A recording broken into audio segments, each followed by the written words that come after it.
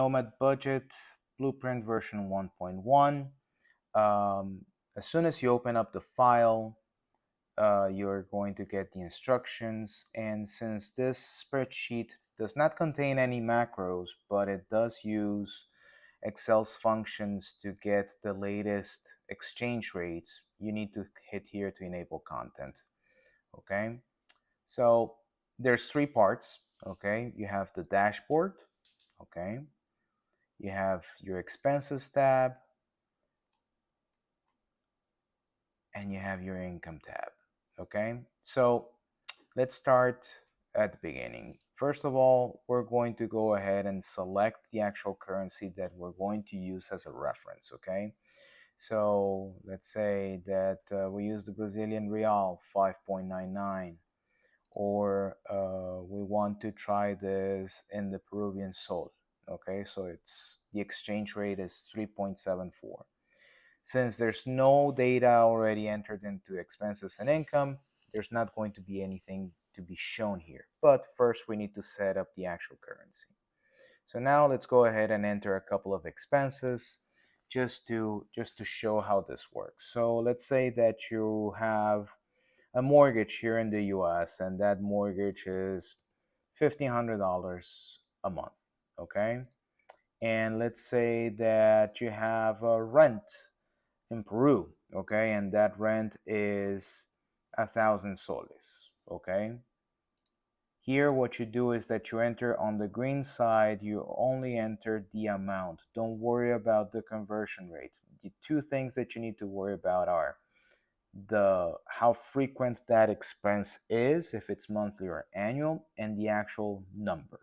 Okay, everything else is going to be calculated.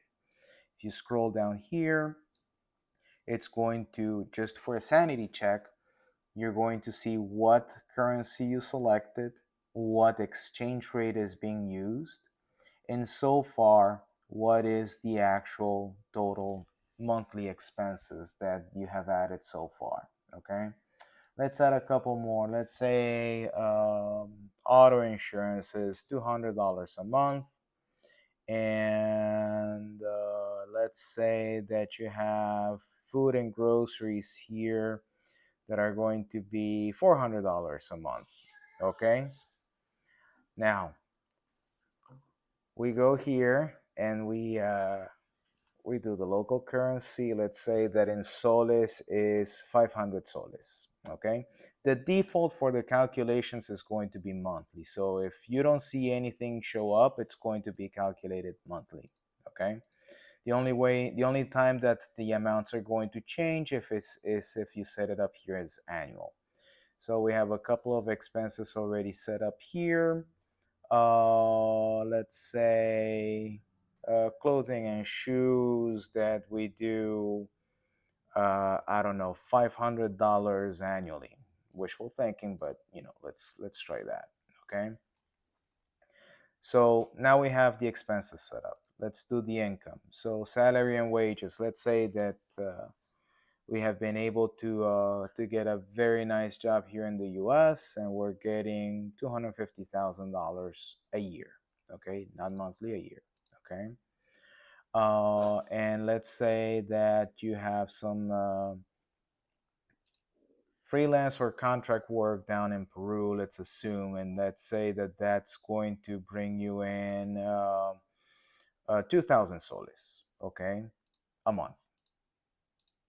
So now we have calculated all that. Let's say that you have some rent, some rental income over there, that it's going to be in soles, let's say 3,000 soles a month.